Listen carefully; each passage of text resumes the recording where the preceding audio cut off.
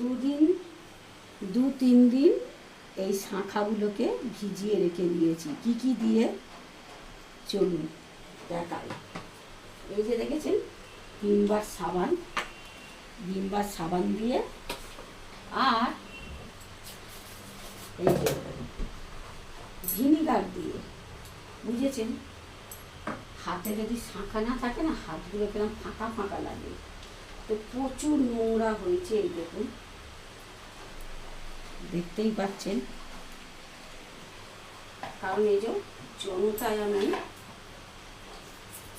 রান্নাবান্না করি, তো দেখি লেবুতে হলে যদি ওঠে, বলে লেবু দিয়ে ওঠে, তা আমি ভিনিগারটাও তো টক জাতীয় জিনিস, তো একটু পরিষ্কার করে নিই। অনেক দিন ধরে শাঁখাগুলো হাত থেকে তুলে রেখে দিয়েছি।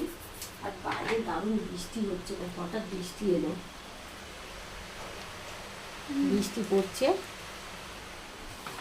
বুঝেছেন? আর একটু কসবাই সাবান নিয়ে নিই, ভিমবার সাবান। শাঁখাগুলো 2-3 দিন ভিজিয়ে রেখে দিয়েছিলাম। আর এই যে এখানে একটা চায়ের বাসন জড়ো হয়ে আছে,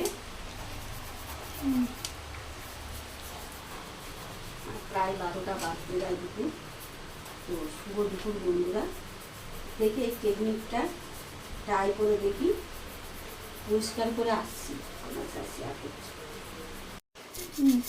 এরকম একটা টুথব্রাশ নেবেন, দাঁত মাজা ব্রাশ, আর এই যে একবার করে ভিমবার সাবানে দিচ্ছি, আর এই যে ভিনিগারটা নিচ্ছি, এরকমভাবে পরিষ্কার করছি। একটাই দেখুন পরিষ্কার করে রেখেছি, দেখুন কি দারুণ পরিষ্কার হয়েছে, দেখুন, দেখেছেন? একদম নতুনের মতন লাগছে, একদম নতুন হয়ে গেছে। দেখুন, বুদ্ধি থাকলে খেতে হয় না।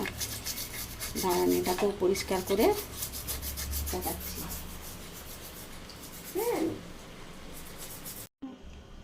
দেখুন একবারে সাদা ধপধপে হয়ে গেছে, দেখেছেন?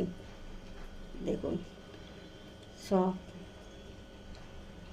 একদম নতুনের মতন হয়ে গেল শাঁখাগুলো,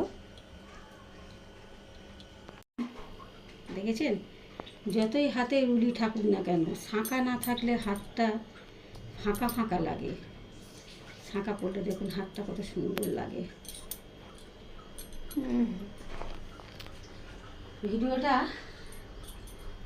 আমি কিভাবে শাঁখা পরিষ্কার করি সেই জন্যে ভিডিওটা পোস্ট করছি, যাতে আমার আরও বান্ধবীদের কাজে লাগে, সেই জন্যে ভিডিওটা পোস্ট করলাম। শাঁখা পরিষ্কার করা, যে আমি কিভাবে শাঁখাটা পরিষ্কার করি, এই টেকনিকটা, আমার টেকনিকটা, শাঁখা পরিষ্কার করার টেকনিকটা, তাই পোস্ট করলাম, যাতে আরও অনেকের উপকার হয়, উপকারে লাগতে পারে। টাটা।